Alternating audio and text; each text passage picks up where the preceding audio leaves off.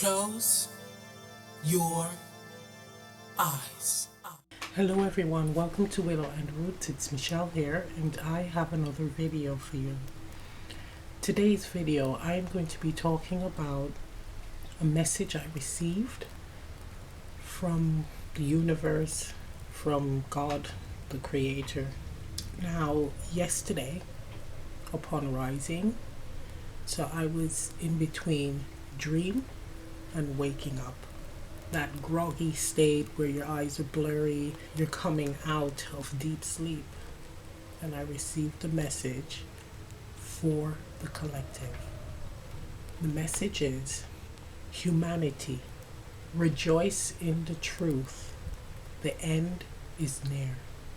Now I know that this message may scare some people, and for others, they will feel uplifted. This message is not for everyone. I feel that for some people they will understand what it means. Now for those of you who experienced a wave of fear when I said the message, it doesn't mean the world is going to end. What it means is you will find out the truth of everything that you have always questioned in your life. So we're talking about, is God real? Is Jesus real? Is the metaphysical real? Is reincarnation real? Is the afterlife real? All those questions and everything about yourself that you question, you will receive the answers. Now when I received the message, I thought, what in the world could it possibly be? Especially the bit where it said the end is near. The end is near can be anything. The end of confusion, the end of chaos, fear.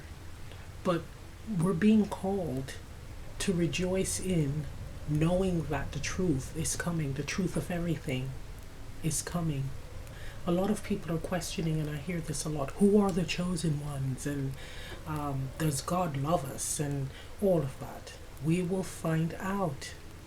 What we should have been doing all this time is to live life, have full and rich experiences, and to love and respect one another, not looking for who is the favorite. We all are. Everyone has the potential to live a rich life, but there are many of us who want to prevent others from having that experience. And in the process of holding them back, you end up holding back yourself, losing the opportunity for you to have that rich and wonderful life. It also dawned on me that this could be the Christ consciousness. So it's the awareness of unconditional love, great deep love in all of us, and it is heightened. Vibrations increase, frequency increases, and we all have the understanding as to why we are here. It takes great chaos to open the eyes of many people. Since entering this new chapter, and the way that I can explain it, how I see it, is when you're making bread, like you're creating bread from scratch and you have the dough and you're kneading it and folding it. That's exactly how I see time shifts, time existing, and it folds into itself and it changes the frequency and the dynamic, but I think it's more energetic. So a lot of the chaos that we're seeing now, and I really feel this, it's actually chaos from the past. The energetic chaos from the past in alignment with the present. So people's fanatical behavior and need for blood is actually energetically going back into the past and merging with that frequency.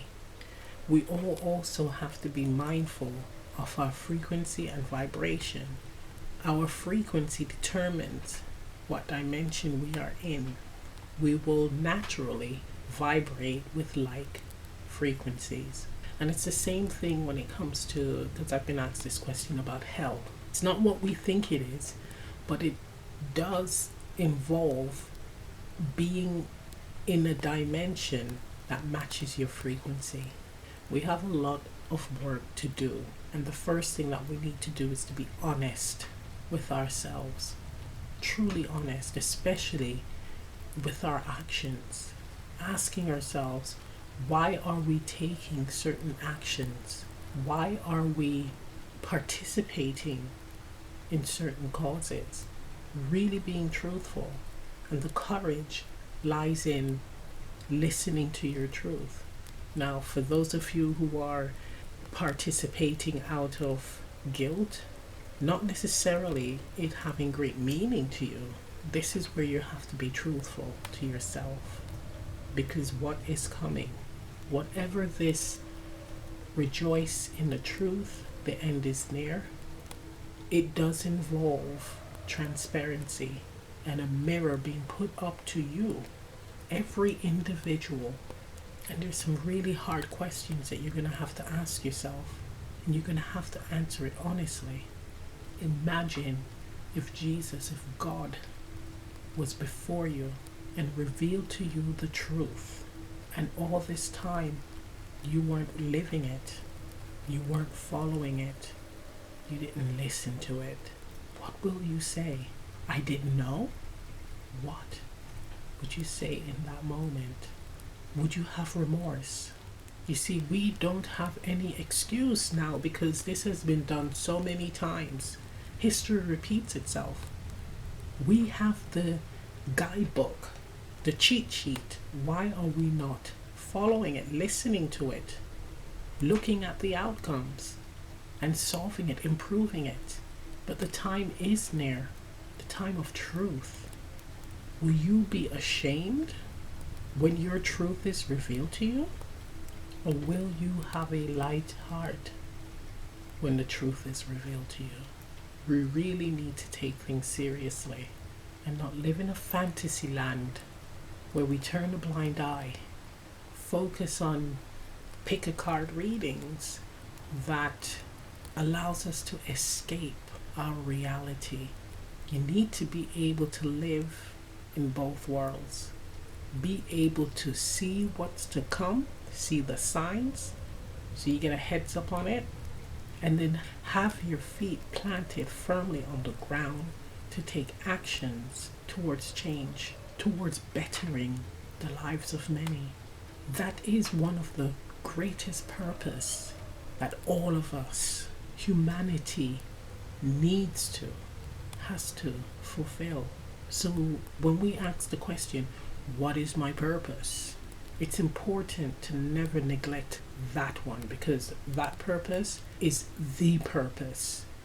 It overrides everything else. Love, respect for one another, not destruction. It needs to be shared. If you can share this video, please do so, because this is big.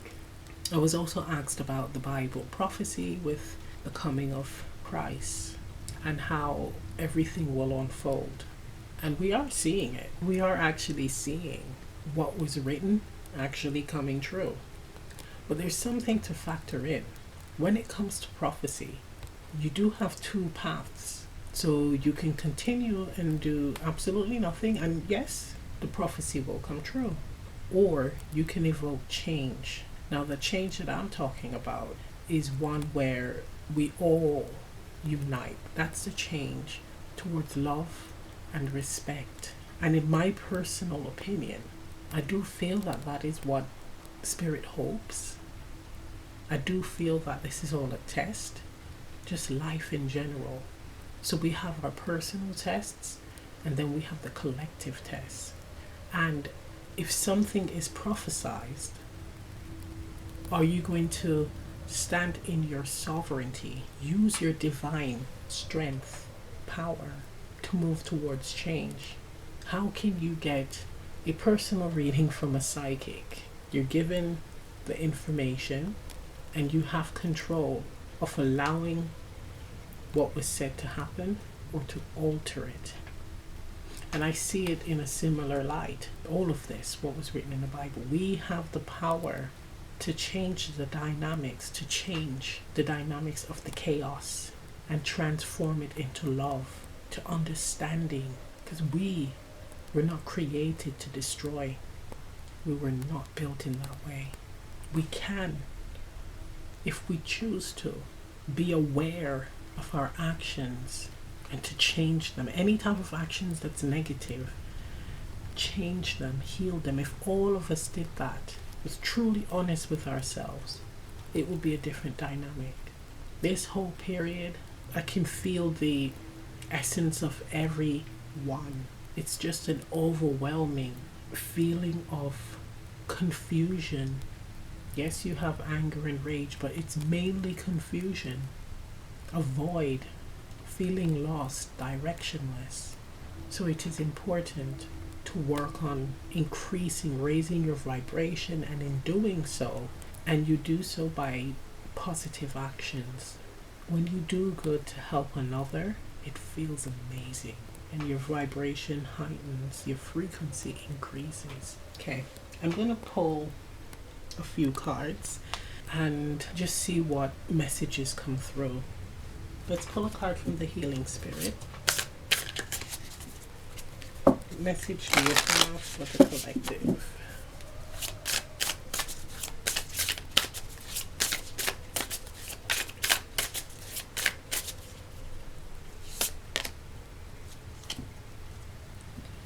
Look at that.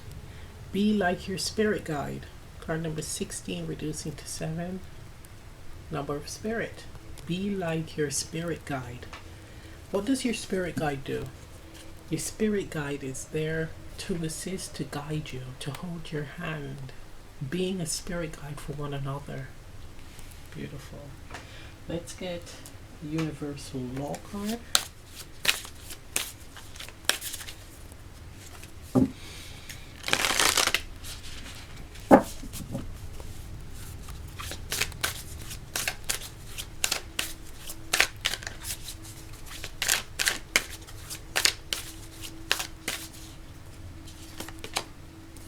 The laws of relativity.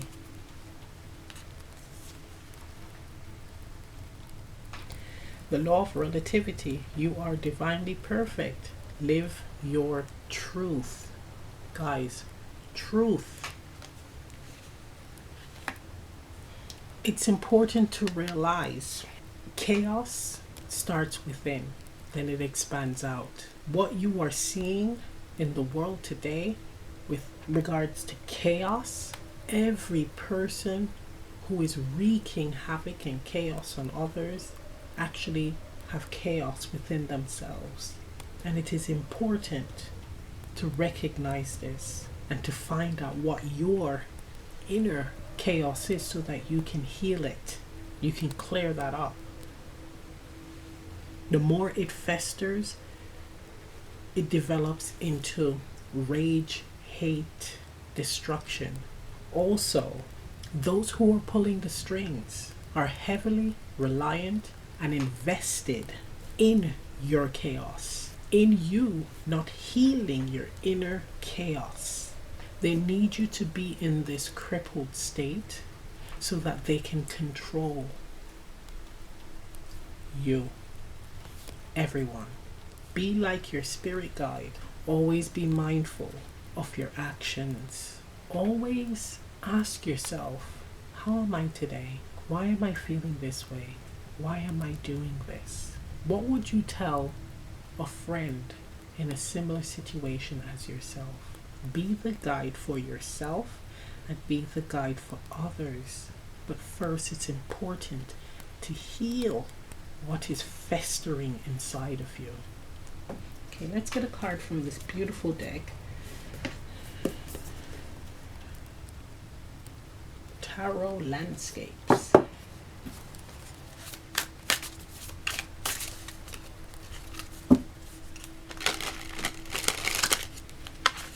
We have to face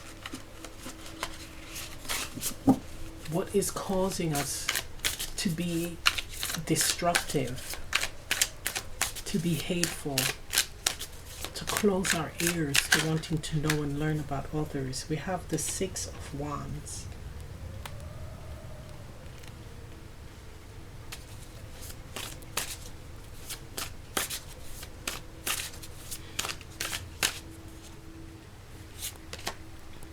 Four of Wands, nice. Being in a stable place, a very secure space. Now, Six of Wands, recognizing your inner foundations and inner truth. Also recognizing the energy that you project onto others. You have the choice as to how you project yourself. You have the choice as to how you conduct yourself and what you choose to put your energies towards.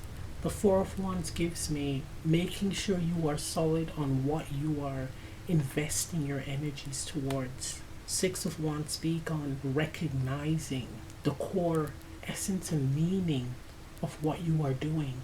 Are you parading around just to be seen, but have very little value in what you do, what you are participating in? Or do you understand what you are getting yourself into inside out, right? So you have all the facts, all the information, all the truth. And does it align with you as a soul? Does it make sense? And then to take it further, your actions. Do you destroy or do you build? It speaks on not abusing this power that you have. It speaks on compassion and fairness, needing to be able to live with yourself with every decision you make going forward. And I'm speaking about at this point because what is happening is a lot of souls are experiencing great guilt on actions, decisions that they've made when they were living. A part of my journey is to help humanity, help those who are my clients to not make that mistake. So when it is time for you to transition and you have your life review, there won't be a lot of regrets and having to redo lessons. Bottom of the deck we have the King of Wands. Fair and just. Every action and decision you make, you can live with yourself, and at judgment, you'll be at peace. We all possess that knowing within, the knowing of when we are doing something right and when we are doing something wrong. You yourself have to live with that because it is you and the Creator who knows the truth. Everybody else around you may be none the wiser, but that is the truth that you need to embrace, and that is lying to yourself and others knowingly. Right, so I'm gonna end this video. It has gone on long enough and I really hope you all have a wonderful day, and I wish you all the best. Please continue to work on yourself, and more importantly, honesty, working on being honest. Much love. Bye. Open your